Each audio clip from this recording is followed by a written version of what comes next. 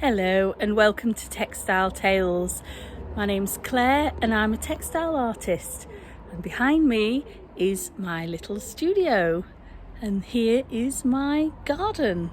It gives me quite a lot of inspiration.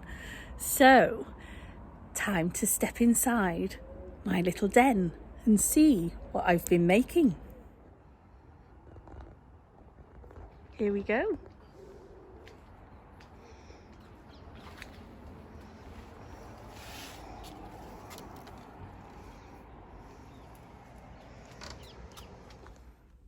Hello and welcome to Textile Tales.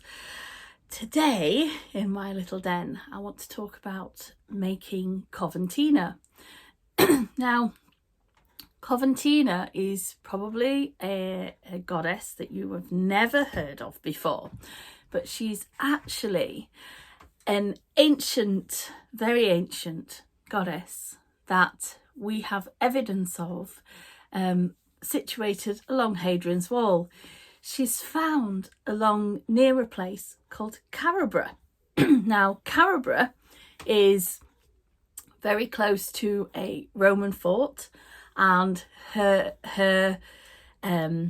statues and altarpieces dedicated to Coventina have been found there. And alongside that, when the actual well itself was excavated, there were around 1,200 coins as well that were found, which archaeologists believed had been put there, dedicated to her. So let's go have a look find out a little bit more about Coventina. I wanted these Textile Tales videos to be more than just about me and the making process, but also to tell you a little bit about the ideas behind my work and why I've chosen to make the work I have.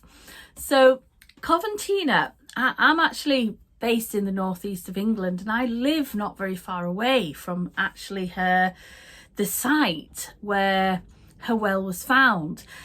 And I first encountered her a long time ago, 20 years ago as a student. I first encountered her, and actually back then I remember being very drawn to the altarpieces that I'd seen. So there were several altarpieces that are on display at a Roman fort called Chester's Roman Fort, and they have a little museum at the side there, and you can go and see them today. And you can actually still visit the well site, but it's not very well signposted. So it is a little bit of a trek out into the wilds of Northumberland countryside. You go out, and basically if you can find Carabra Roman Fort, that is just off the A69. That is what the wellspring is found very close by to there.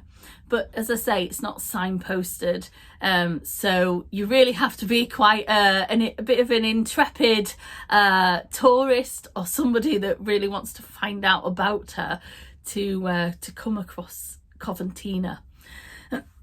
So she is a water goddess, and I believe she's actually quite an ancient water goddess.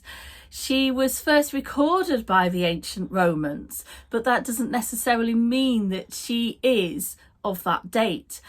I personally believe that she dates from much older, and I believe if there was a natural wellspring found there, that ancient pagan people who were living there before the Romans, would have gone to the well and made offerings and probably worshipped that space. So as a water goddess, I feel very drawn to her, and I feel, people would have connected with her perhaps to help with their illnesses, or to help with any medical issues that they might be having, or even personal issues, things coming up that might have been scary. They may have made offerings to say, wish for the birth of a child to go well, that sort of thing. So I imagine that it would have been a site of pilgrimage and a very sacred site to these ancient people. So I had a lot of thoughts about Coventina. Just a few references that I wanted to make actually before moving on to my artwork. Because I did quite a lot of research about this.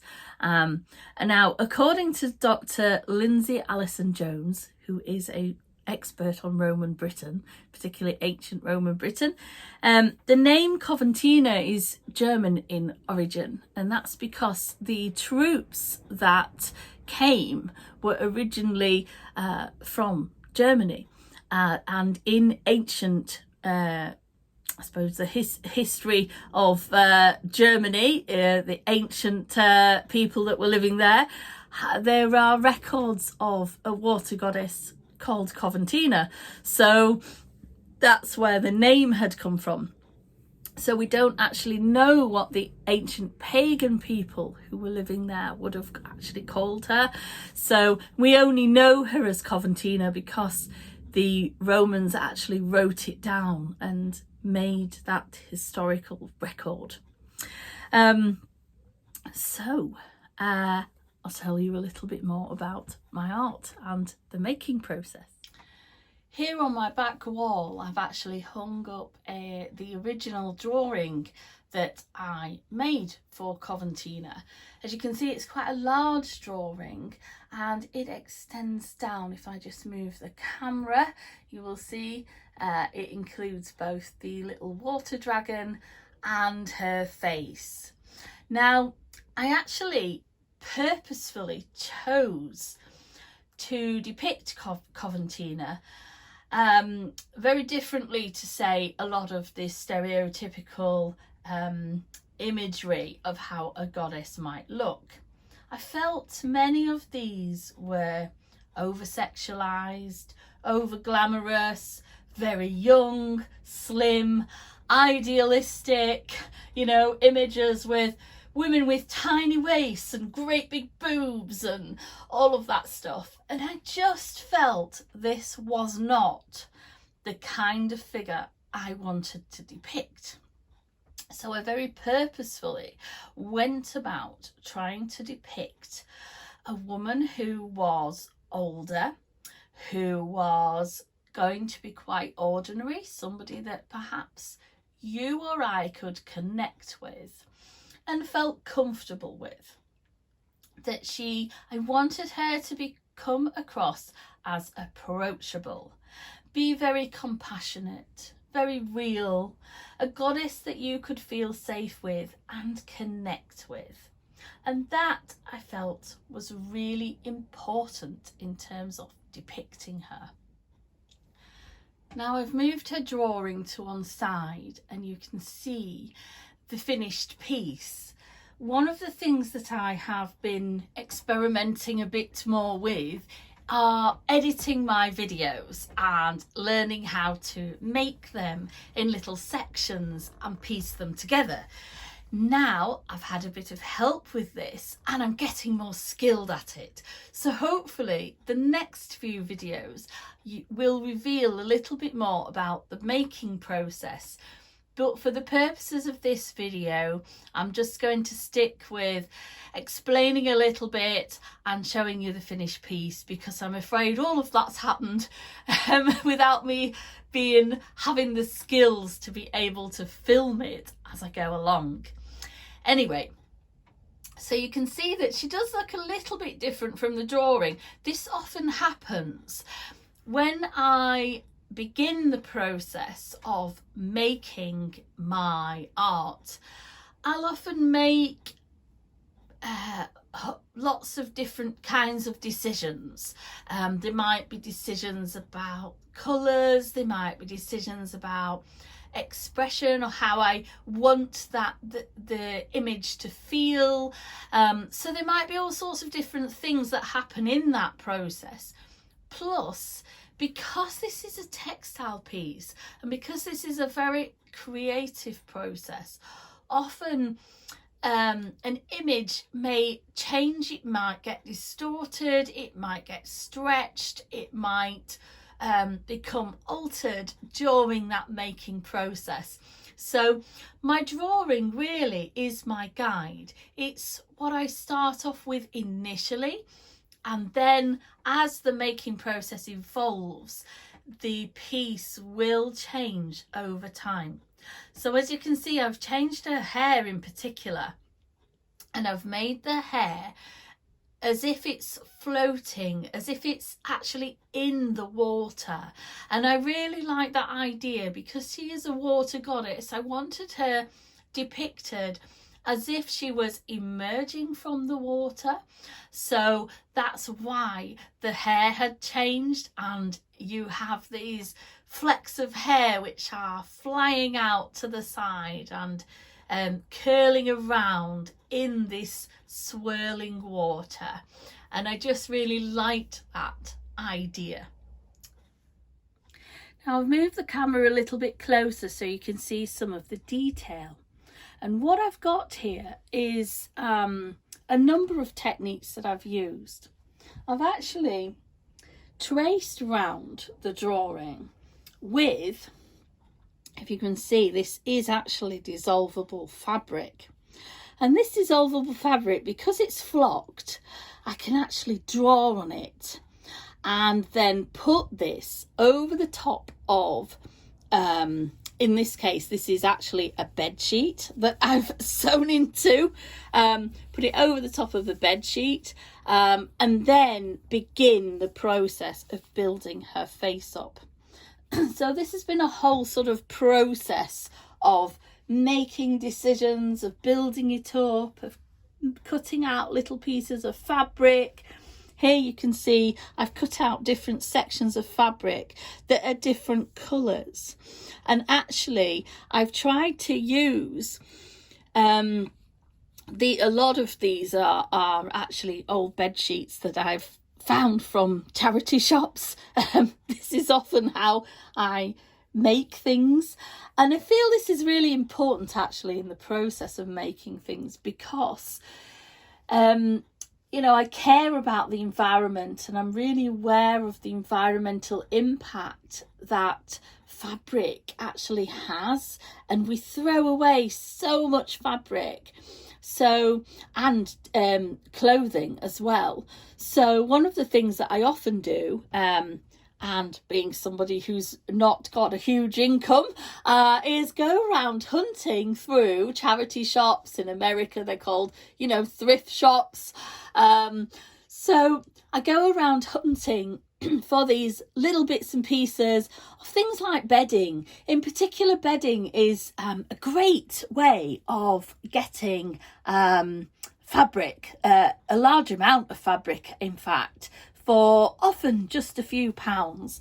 And that's you know, a great way for me to have access to lots of different colours, and I often paint over these as well. So you can see some of these I've actually just used acrylic paint and just marked it and painted over to create different tones and different textures.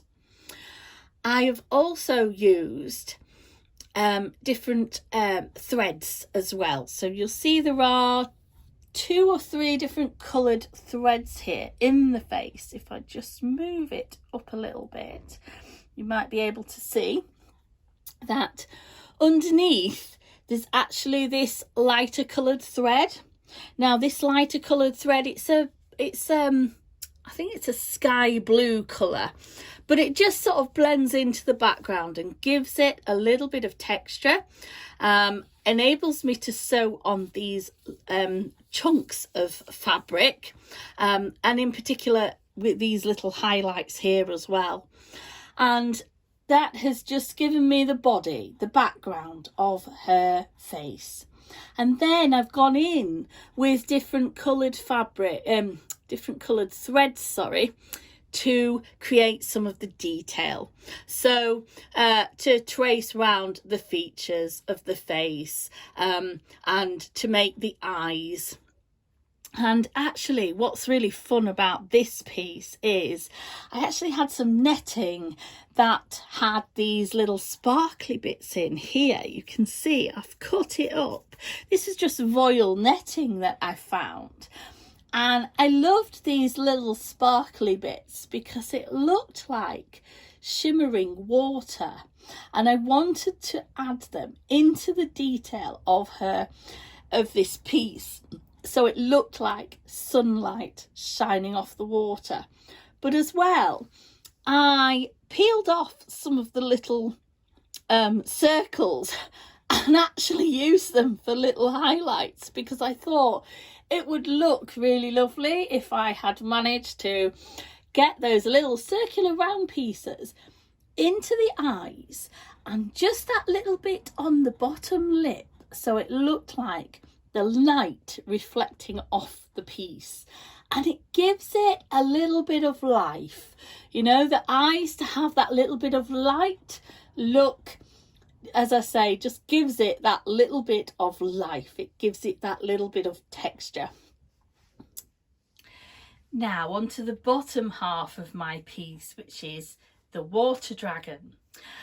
I've chosen to depict Coventina with a water dragon because I felt it would be nice for her to have that spiritual helper, that spiritual presence. And when I imagined making this piece, and I had quite a clear vision, in particular of her face coming out of the water, but as well what I wanted was to include this spiritual dragon.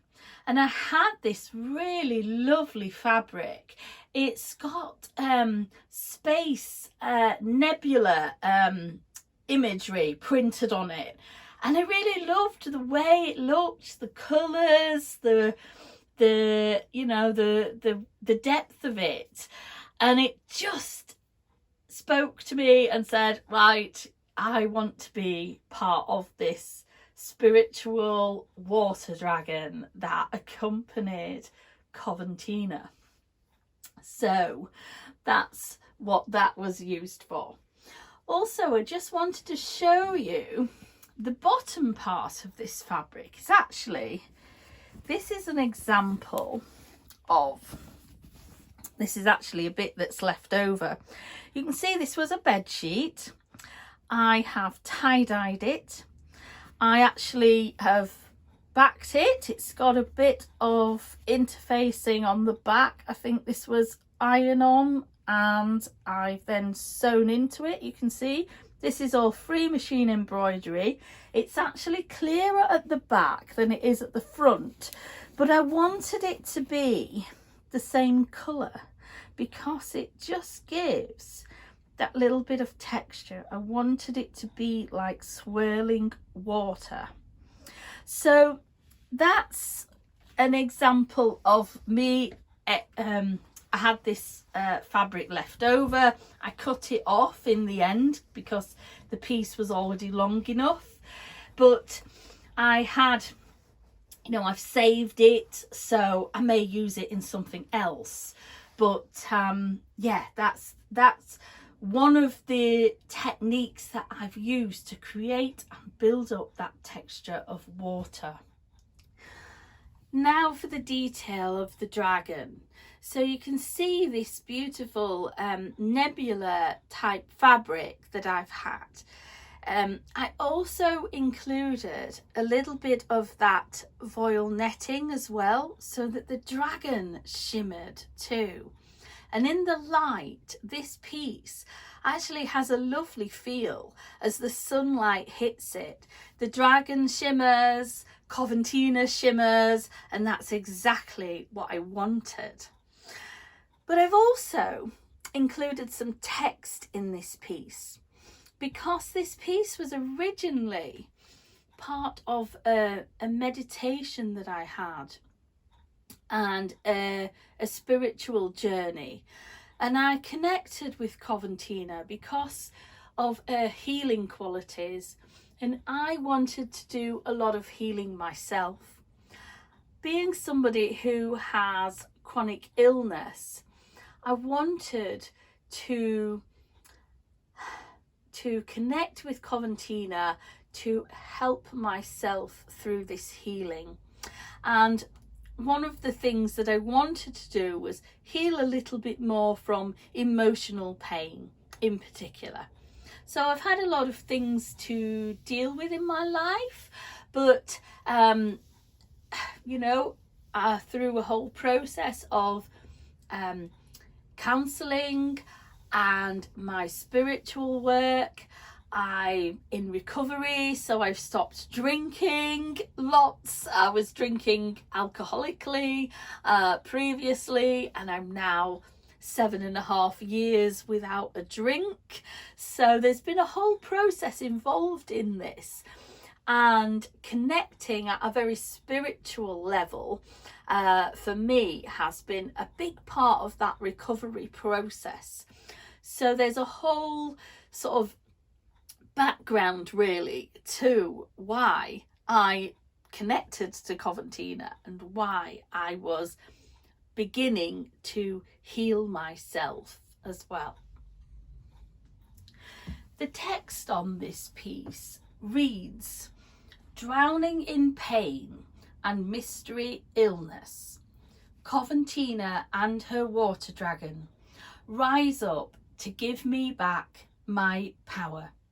And that's really significant for me, because getting back my power, or feeling like I had a choice and a sense of power over my life, has been really important.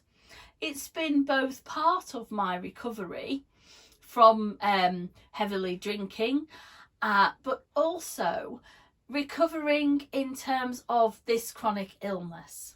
I have had a number of mystery illnesses. Now I've had some answers, some diagnoses.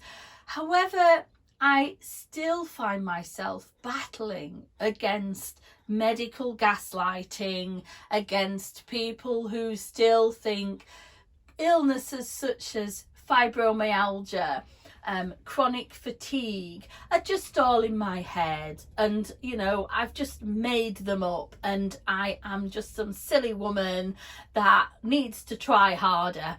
So there are still some issues that I am battling with. So connecting with Coventina and asking her to help give me back my power, as in power over my life, power over my conditions, and feeling like I had a voice, I have a right to use it, and all of that stuff, that has all been combined in this process. So it's not just a process of making art. This has been an entire, I suppose you could say, a spiritual, an emotional, and the physical process of making the art.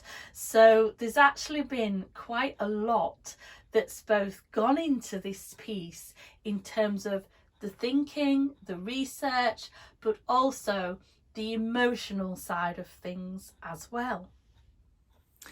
So that's a little bit about me, my art, and the making of Coventina. I really hope you've enjoyed watching this little video, and you know, if you're interested in finding out more, my plan is, once I get better at editing my videos, I will go through the entire making process. And you know, I've been watching all these other YouTubers and people who make videos like this, and I've been kept thinking to myself, you know, I'm sure I could do this. I'm sure I could have a go at this. You know, and I've been really inspired by some of them, and you know, so please give me feedback, comment, like and subscribe, and hopefully I will be making a lot more and get a bit better at making these little videos. So thank you for watching.